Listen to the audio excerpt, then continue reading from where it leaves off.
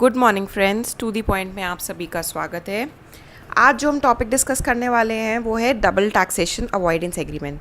So friends, क्या होता है, किसी भी इकनॉमी की जो गवर्नमेंट होती है उनके लिए tax as a source of income बहुत इंपॉर्टेंट सोर्स होता है। क्यों? क्योंकि जब टैक्स कलेक्ट होगा तभी तो वो अलग अलग तरीके की सब्सिडी स्कीम्स या वेलफेयर स्कीम्स चला सकेंगे फार्मर्स के लिए या डिफरेंट सिटीजन्स के लिए, कंट्री के लिए। तो अगर उनको प्रॉपर्ली टैक्स ही उनका कलेक्ट नहीं हो रहा है तो वो ये सब्सिडी स्कीम्स या वेलफेयर स्कीम्स कैसे चलाएंगे। तो अब मान लीजिए कि अगर ऐसे होता है कि एक कंपनी है जो कि इनकॉर्पोरेटेड किसी बाहर के देश में है। मान लीजिए कोई कंपनी है जो फ्रांस में इनकॉर्पोरेटेड है, मतलब वहाँ रजिस्टर्ड है, और उसने एक ऑफिस यहाँ पे भी खोल रखा है, इंडिया में एक सब्सिडरी ऑफिस या एक ब्रांच ऑफिस खोला हुआ है। तो अब वो यहाँ पे एक्टिविटीज़ या रेवेन्यू अर्न कर रही है, तो इंडियन गवर्नमेंट उसके ऊपर टैक्सेशन लिवाई करेगी, तो यहाँ पे वो टैक्स देंगे। और जब वो अपने प्रॉफिट्स को रिपैट्रिएट, मतलब वो वापस फ्रांस भेजेगी, तो वहाँ की गवर्नमेंट भी बोलेगी लाइए मुझे कॉर्पोरेट टैक्स दीजिए या अपना इनकम टैक्स दीजिए। तो अगर गवर्नमेंट के पॉइंट ऑफ व्यू से देखा जाए तो बहुत अच्छी बात है कि फ्रांस की गवर्नमेंट को भी टैक्सेशन रेवेन्यू हो रहा है और इंडियन गवर्नमेंट को भी टैक्स रेवेन्यू हो रहा है। लेकिन अगर आप कंपनी के पॉइंट ऑफ व्यू से देखिए तो इनके लिए तो ये हैरेसमेंट हो गई ना कि इंडिया में भी उन्होंने उसी इनकम पे टैक्स दिया और वही इनकम जब हम वापस फ्रांस लेके आए वहाँ पे भी उन्होंने टैक्स दिया। तो कंपनी के पॉइंट ऑफ व्यू से डबल टैक्सेशन देना पड़ा उनको, सेम इनकम पे डबल हैरेसमेंट हुई कि एक ही इनकम पे उनको 2 बार टैक्स देना पड़ रहा है। तो इससे क्या होता है, कंपनीज डिस्करेज होती है क्रॉस बॉर्डर ऑफिसेस खोलने में, या फिर अगर वो खोलती हैं तो वो इस तरीके से टैक्स प्लानिंग करती है कि उन्हें किसी भी गवर्नमेंट को टैक्स ना देना पड़े। तो उससे फिर कंट्रीज़ जो होती हैं उसकी गवर्नमेंट को लॉस होता है। तो इन सब को हटाने के लिए जो लिमिटेशंस थी कि कंपनी को भी हरासमेंट ना हो और जो गवर्नमेंट्स हैं बोथ दी रिस्पेक्टिव कंट्रीज़ की, उनको भी लॉस ना हो, उनका भी रेवेन्यू सोर्स बना रहे, इन सब को हटाने के लिए एक एग्रीमेंट साइन किया जाता है between the government of 2 countries, that is double taxation avoidance agreement. जैसे कि आपको नाम से ही समझ आ रहा होगा कि डबल टैक्स को हटाना या अवॉइड करने के लिए एग्रीमेंट। सो इसमें क्या होता है, मान लीजिए फ्रांस है इधर, जैसे हमने एग्जाम्पल में लिया था, और इंडिया है। तो फ्रांस और इंडिया की गवर्नमेंट एक एग्रीमेंट करेगी कि अगर कोई कंपनी फ्रांस से इंडिया आके ऑफिस खोलती है तो उस रेवेन्यू पे इंडियन गवर्नमेंट ही टैक्सेशन लेगी, फ्रांस की गवर्नमेंट नहीं लेगी। एंड लाइकवाइज अगर कोई इंडिया की कंपनी फ्रांस में ऑफिस खोलती है तो वहाँ पे जो रेवेन्यू कलेक्ट करने का राइट है वो सिर्फ फ्रांस की गवर्नमेंट को है, इंडियन गवर्नमेंट उस पर टैक्सेशन नहीं लेगी। तो इससे क्या होगा कि एक तो कंपनीज़ के लिए बहुत सुविधा हो जाएगी, बहुत ही अच्छे प्रोविजंस हो जाएंगे कि उनको बार बार ये टैक्स ऑफिशियल्स को एक्सप्लेन नहीं करना पड़ेगा कि हम फ्रांस में टैक्स दे चुके हैं इंडिया में नहीं देंगे, या हम इंडिया में टैक्स दे चुके हैं फ्रांस में नहीं देंगे।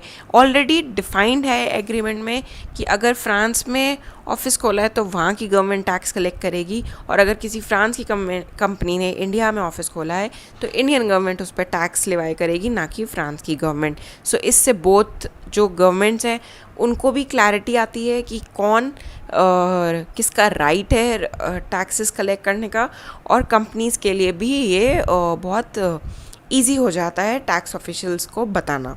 सो अब आपको क्लियर हो गया होगा कि डबल टैक्सेशन अवॉइडेंस एग्रीमेंट क्या होता है। फटाफट अब एक बार हम स्लाइड्स को भी देख लेते हैं। डबल टैक्सेशन अवॉइडेंस एग्रीमेंट और DTAA is a tax treaty signed between 2 or more countries with an objective that the taxpayers in these countries should not be taxed twice for the same income। जैसे मैंने आपको समझाया था, एक ही income हो रही है, जैसे जो फ्रांस ने यहाँ इंडिया में ऑफिस खोला था उस इनकम पे इंडियन गवर्नमेंट भी टैक्स ले रही है और फिर फ्रांस की गवर्नमेंट भी। तो ये नहीं होना चाहिए टैक्स पेयर्स के साथ, क्योंकि ये हैरेसमेंट होती है कि एक ही इनकम पे आप 2 गवर्नमेंट्स को टैक्स दे रहे हो। A DTAA applies in case where a taxpayer resides in one country and earns income in another. DTAA are intended to make a country an attractive investment destination by providing relief on dual taxation. Such relief is provided by exempting income earned abroad from tax in the resident country. India has sign DTAA with more than 80 countries. तो इससे क्या होता है, अगर किसी भी investor को पता चलता है कि इस कंट्री या फॉलोइंग टू कंट्रीज़ में DTAA, तो बहुत ज़्यादा इंकरेजमेंट मिलता है कि हाँ यहाँ पे टैक्स रूल्स क्लियर हैं, हमें टैक्स ऑफिशियल्स के हाथों हैरेस होने की ज़रूरत नहीं है कि कहाँ और किसको किस तरीके से टैक्स देना है, बहुत क्लियरली डिफाइंड रूल्स है। तो इट इनकरेजेस इन्वेस्टमेंट। क्यों? ईज़ ऑफ डूइंग बिजनेस हो गया ना ये, कि जाइए ऑफिस खोलिए, ऑलरेडी टैक्स रूल्स क्लियर हैं, आपको कहीं पे भी कोर्ट ऑफिशियल्स या टैक्स ऑफिशियल्स को समझाने की ज़रूरत नहीं है। चल स्लाइड पे बेनिफिट्स क्या है टैक्स अवॉइडेंस एग्रीमेंट के। It prevents double taxation of the same income, ये सबसे मेजर बेनिफिट है इसका जो मैंने आपको समझाया। Helps in reducing tax evasion practices as the countries are clear with respect to taxing authorities.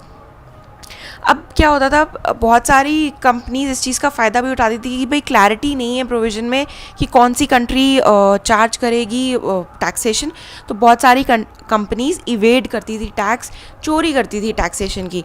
But now अगर जब क्लैरिटी है तो इससे क्या गवर्नमेंट को भी लॉस नहीं होता टैक्स रेवेन्यू का। थर्ड पॉइंट है, it helps in boosting bilateral ties and cross border investment between the countries. ये भी पॉइंट मैं आपको समझा चुकी हूँ। ईज़ ऑफ डूइंग बिजनेस बढ़ता है, ईजिली आप कन्वीनियंटली किसी भी कंट्री में जिसके साथ डबल टैक्सेशन अवॉइडेंस एग्रीमेंट है वहाँ जाके बिजनेस खोल सकते हैं। तो ये तो हो गया हमारा डबल टैक्सेशन अवॉइडेंस एग्रीमेंट।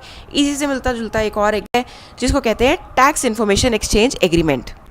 जैसे कि पहले जो एग्रीमेंट था हमने जो पढ़ा डबल टैक्सेशन अवॉइडेंस एग्रीमेंट, उसमें क्या हो रहा था, दो कंट्रीज़ आके ये एग्रीमेंट कर रही थी कि हम एक ही इनकम पे डबल टैक्स नहीं लेंगे, मतलब दोनों कंट्रीज़ अलग अलग टैक्सेशन चार्ज नहीं करेंगी।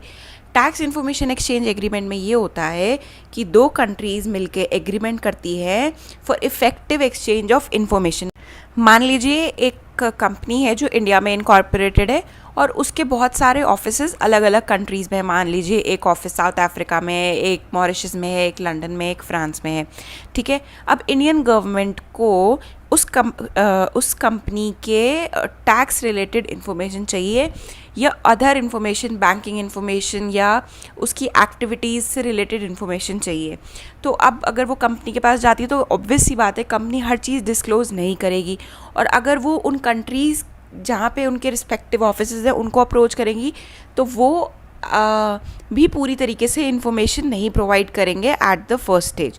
सो इससे क्या होगा, इंडियन गवर्नमेंट को लॉस होगा या प्रोस्पेक्टिवली लॉस हो सकता है कि उनको अगर पूरी इन्फॉर्मेशन ना मिले तो हो सकता है कि उनको जो इन्फॉर्मेशन चाहिए थी, डेटा एक्सट्रैक्ट करना था, वो नहीं कर पाए।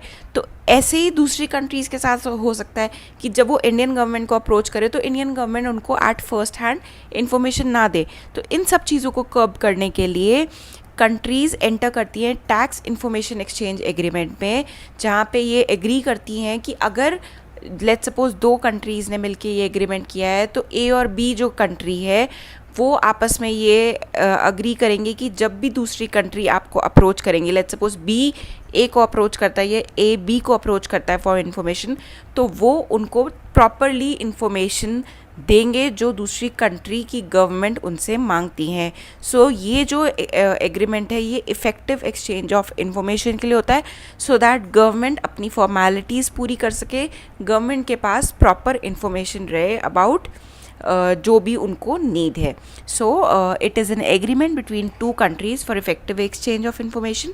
The main objective of this agreement is to promote international cooperation in taxation matters by exchanging tax related information. This agreement was originally formulated by OECD and promoted the effective exchange of information including banking and ownership information. TIAs are not binding instrument and can be terminated as stipulated in the agreement. ये कोई binding agreement नहीं है। मान लीजिए दो countries के बीच में अगर एग्रीमेंट हुआ था और उस एग्रीमेंट में लिखा है कि ये एग्रीमेंट अगले 5 साल तक ही एग्जिस्टेंस में रहेगा, उसके बाद ये नल एंड वॉइड है, तो उसका जो इफ़ेक्टिव टेन्योर है वो 5 years ही रहेगा, उसके बाद वो अपने आप ही वॉइड हो जाएगा अनटिल अनलेस उसको दोनों कंट्रीज़ रिन्यू ना करे। सो फ्रेंड्स, इस वीडियो में हमने दो टाइप के एग्रीमेंट्स पढ़े। एक एग्रीमेंट था डबल टैक्सेशन को अवॉइड करने का, और दूसरा था टैक्स इन्फॉर्मेशन के इफ़ेक्टिव एक्सचेंज के लिए। आप इन दोनों को फिर से एक बार रिवाइज़ कर लीजिएगा। वैसे इतने रिवीजन की ज़रूरत नहीं है, बहुत ईजी से टॉपिक थे। आई होप आपको वीडियो जब मैं पढ़ा रही थी उसी दौरान उनको अच्छे से याद हो गए होंगे आप सबको। So friends, this is all for the today's listening video. Stay fit, stay at home, and keep revising. Thank you so much.